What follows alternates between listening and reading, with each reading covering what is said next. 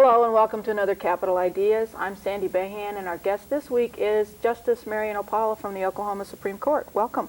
Well, thanks for asking me to do this with you. It's been it's what, 3 years since you were here? At least 3 years, I believe. It may be 4 since I've been Well, here. welcome back anyway. Thank you. Nice to have you here. I thought we might begin just by briefly recounting your experience and how you got to be on the Oklahoma Supreme Court, and then we'll talk about the court a little bit. Sure.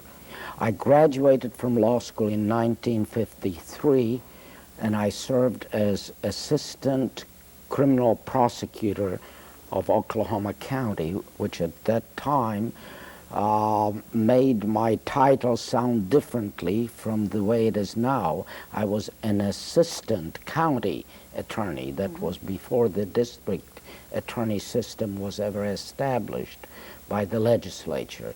And I'm dating myself when I say that. I stayed in that job till 1957, from 53 through 57, gained experience in criminal law on the side of the prosecution, and from then on I practiced law until 1960, when I was appointed referee by the Supreme Court. A referee is an official who hears cases for the court and helps them decide them. And in 1965, I quit the job and I returned to the practice of law. And then in 1969, I was appointed by the Supreme Court to be the first administrative director of the courts. I remained in that position for 9 years, and in 1977, the then governor, now president of the University of Oklahoma, David Boren, appointed me to be presiding judge of the Workers' Compensation Court. And then 16 months later, the same governor appointed me to the Supreme Court. So I'm in my 18th year of service on the Supreme Court. I was appointed in 1978 and served as that court's Chief Justice for 2 years in 91 and 92. Now, once you're appointed, then you have to go through judicial retention process, correct? That is correct, yes. Which is an elective process. Right. It's an elective process, and my initial retention was for only 2 years, the remainder of my predecessor's term. And since then, I've been retained 3 times, each time for 6 years. So you haven't made anybody too mad yet? I hope not. You talked about graduating from law school in 1953, and I know, and those of us who who know you know that you are not native Oklahoman. In fact, you were born in Poland. Is that correct? I was indeed. I was born in Poland, and I was in the Polish army that fought with the British in World War II.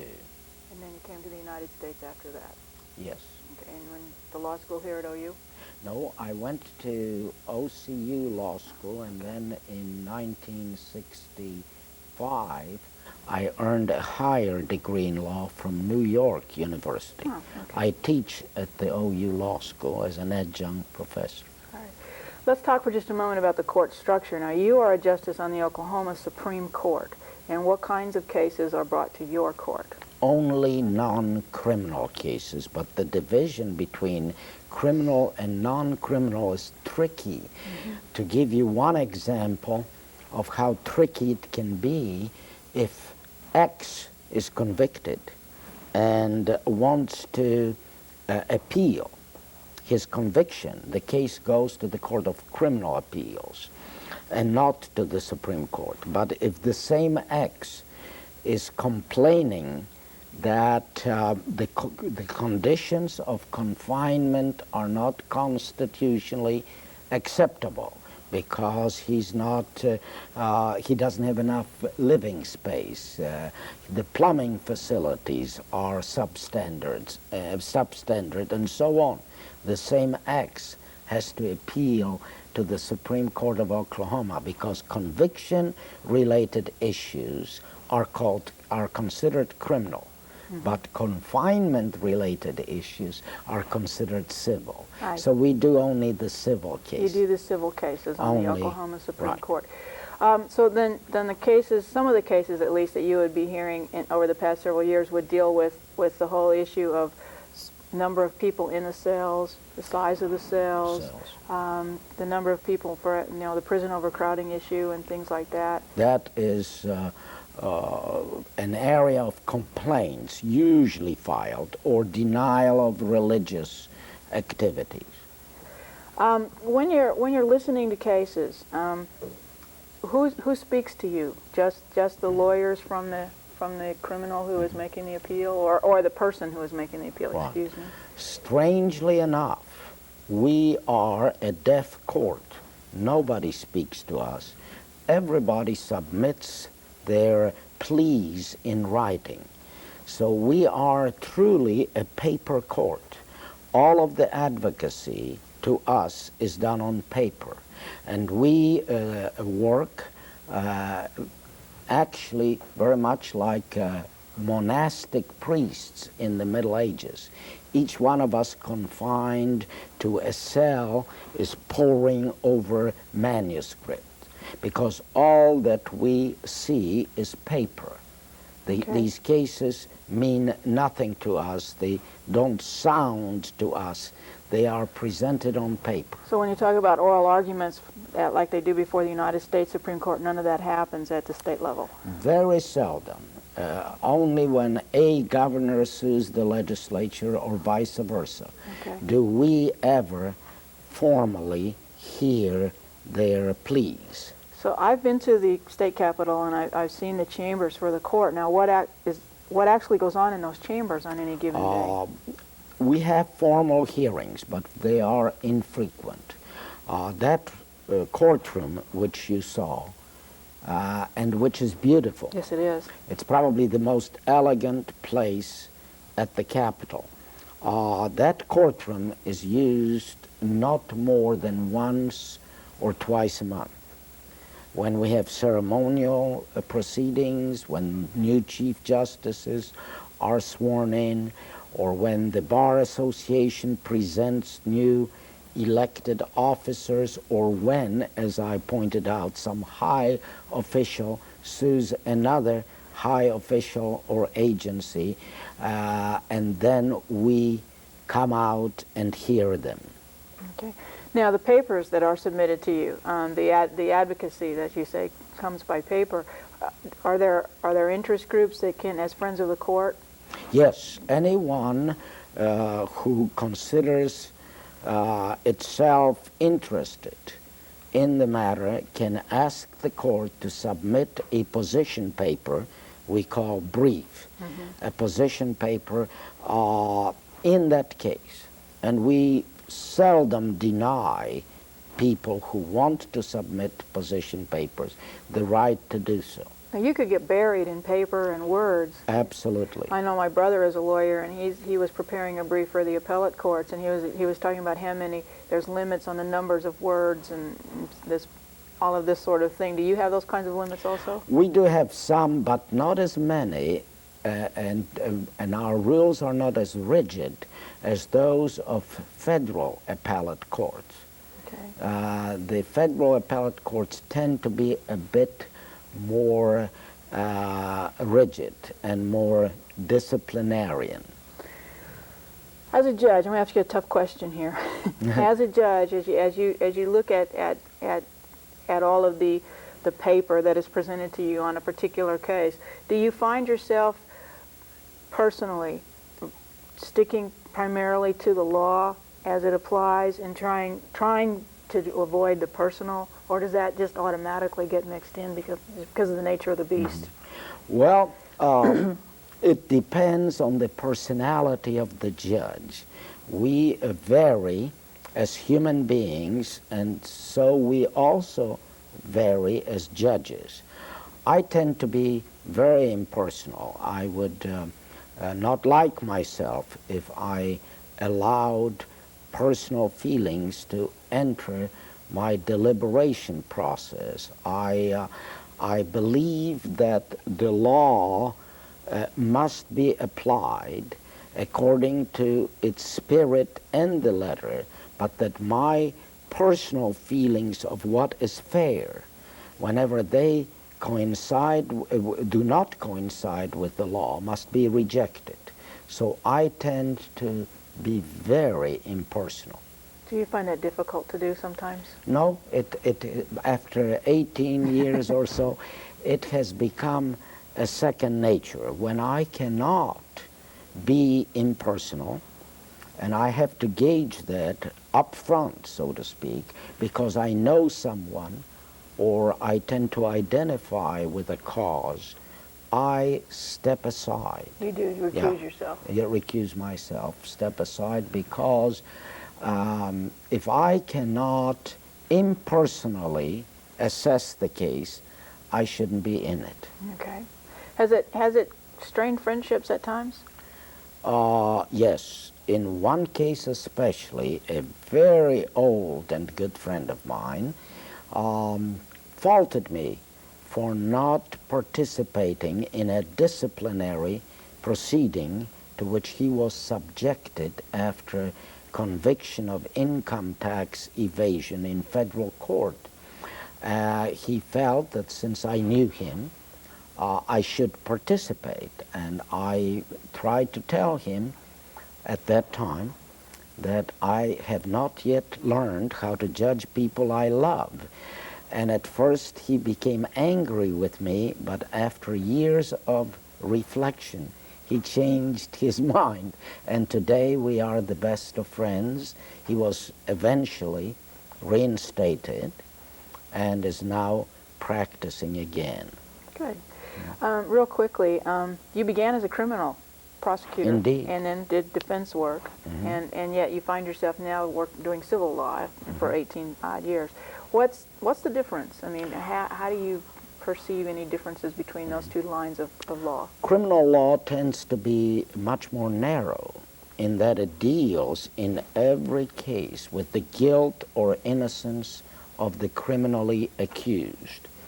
And it does not involve a large breadth of policies. The civil law is much broader than criminal law, and it is not impacted as much by constitutional strictures. Criminal law, because the accused must be protected from impurities, is much more impacted by federal constitutional law. I enjoy both, but I am glad that I'm a judge on a civil court. Do you find yourself very often finding situations where the Oklahoma statutes or Oklahoma Constitution comes into conflict with the federal? Yes, we've had occasions, and of course our duty is to declare invalid any law, our state constitution or state legislative law, that clashes with the federal constitution as expounded by the U.S. Supreme Court. We have to do that. And occasionally the United States Supreme Court disagrees with us, in which case it does not hesitate to spank us and tell us what should be done. All right, very good. We'll be back in just a moment with two students from Central Mid High School. Thank you very much again for asking me to be here.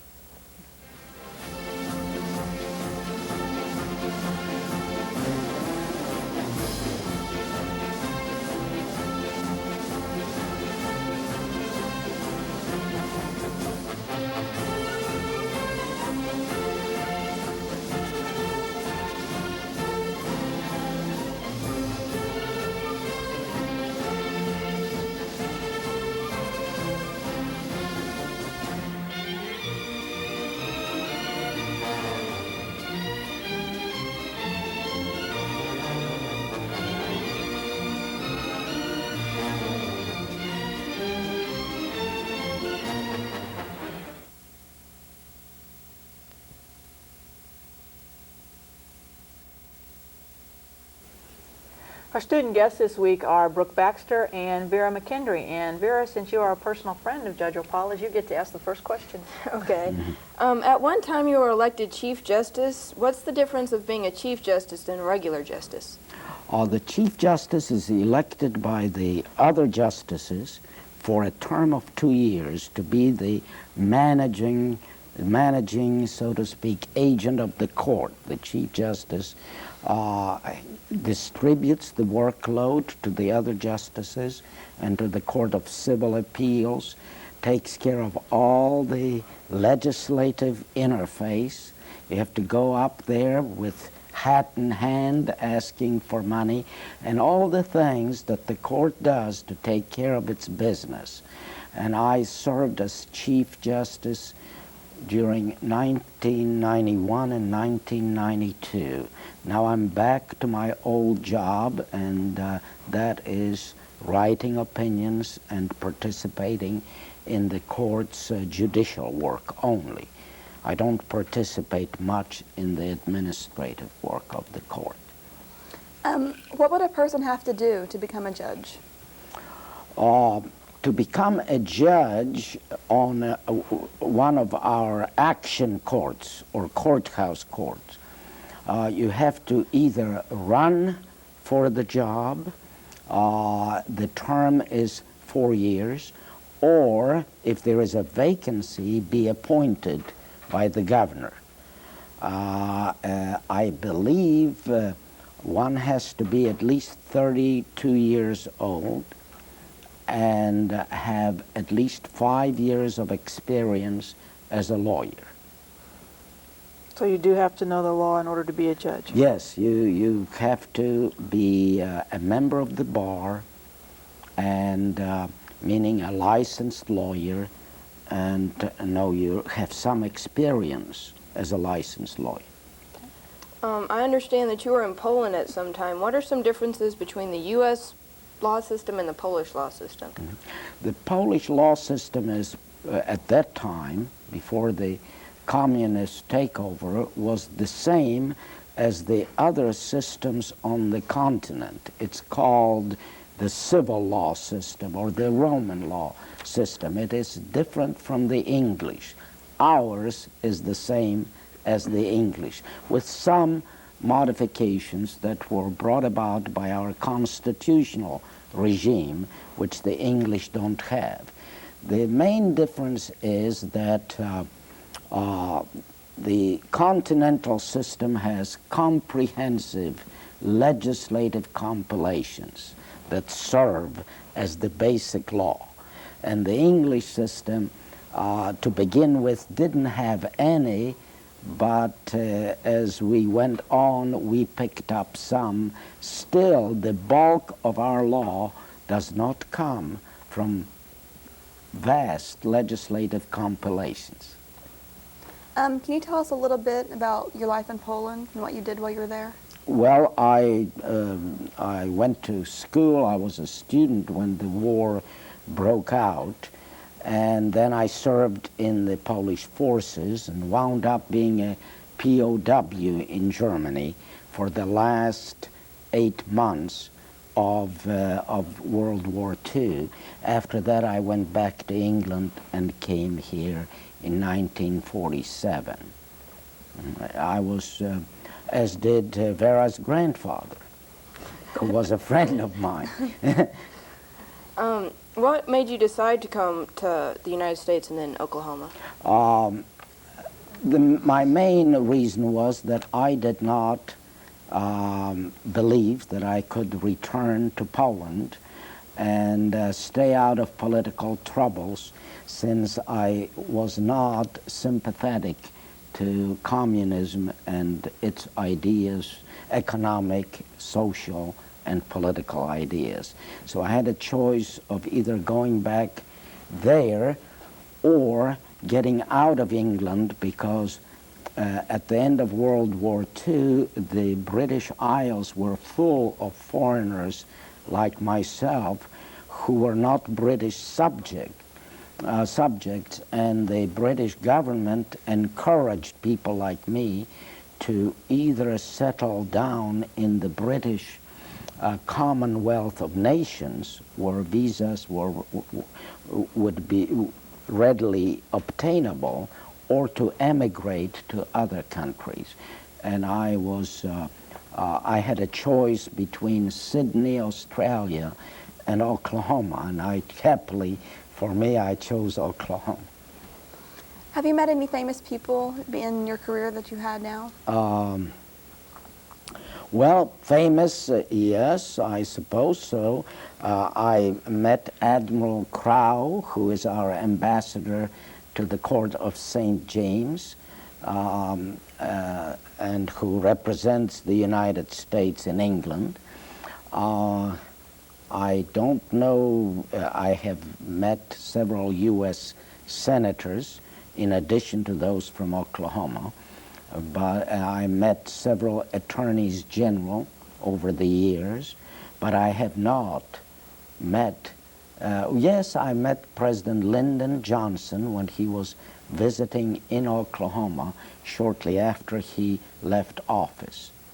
So I met President Johnson after the end of his term as president.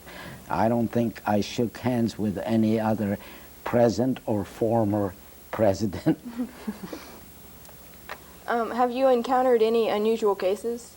Yes, I encountered many unusual cases, but the one that stands out in my mind was a case involving a lady whose name was Mrs. Pyle, I'll never forget, and who was very much opposed to the leadership of Chief Justice Earl Warren and erected a sign on her acreage saying, "Impeach Earl Warren."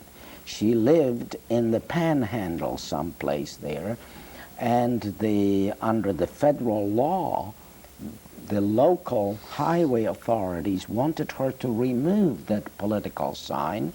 They claimed that it was interfering with the safety of traffic. When she refused to do it, they sued her in Guyman, and she won because the local judge, correctly in my opinion, perceived the text, the message of the sign to be political, and upheld her right to have such a sign under the freedom of speech, which is in our First Amendment to the federal Constitution. Then the case came to the Supreme Court of Oklahoma, the court I sit on, and we did the same by an 8-1. I was not the opposing justice. I voted for Mrs. Pyle's right, and after that, it went to the U.S. Supreme Court. The highway authorities would not give up, and they didn't have any trouble letting our decision stand. That was a very important case. Wasn't the freedom of speech also in the Oklahoma Constitution? It is in the Oklahoma Constitution. We used the federal, we could have used the Oklahoma Constitution as well. We used both, I believe, to uphold her right to have this sign. You see a lot of those signs all over the place. I'm amazed that they tried to knock them down. In Model Congress this year, we're discussing a bill that will prohibit people under the age of 18 to participate in sex. Do you think that could be passed legally or constitutionally? Well, of course, Congress can pass any law it wants to pass. Whether it would pass muster under the federal Constitution would be anyone's guess. The Supreme Court has not consistently adhered to its own decisions. First of all, during the Earl Warren era, the court made unbelievable changes in the interpretation of our Constitution. And the post-Warren court, the present court, is making unbelievable and very extensive changes in the interpretation of other portions of the Constitution. So it's very difficult to guess, to anticipate, or even to speculate what the United States Supreme Court, as presently constituted, might do. In the Warren days, it was easier to predict because their goals were to make the guarantees of the Constitution that protect the accused, make those effective, and to create a better atmosphere and better legal climate for racial equality. And knowing that those were the court's goals, one could more readily project and anticipate what they might do. This court is not that unified in on any one goal. They don't even get along well, do they? No, they don't get along well at all, and the rumor has it that Justice Scalia is not the most popular member of the court. I'm going to put you on the spot for just a second. You use the word unbelievable. Does that mean that you have a hard time figuring out why they did what they, or do what they do? At times I do. Their decisions are not as consistent with any one goal because they don't have a single or maybe two goals as the Warren Court. Is that because their leader, their Chief Justice, doesn't have the personal, I don't know, control, I guess is as good a word as any, that Justice Warren seemed to have? Justice Rehnquist has a philosophy that puts him a little farther to the right than the other 6 members of the court.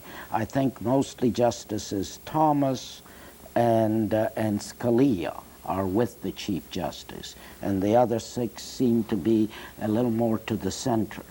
Okay, so that makes for a divided court, as you say. Indeed, and no unified in philosophy. Do you have those kinds of personality waverings? I think we are a bit better balanced. If I were to characterize the court I'm on, there are 3 who tend to be to the left, 3 who tend to be in the center, and 3 who tend to be in the right.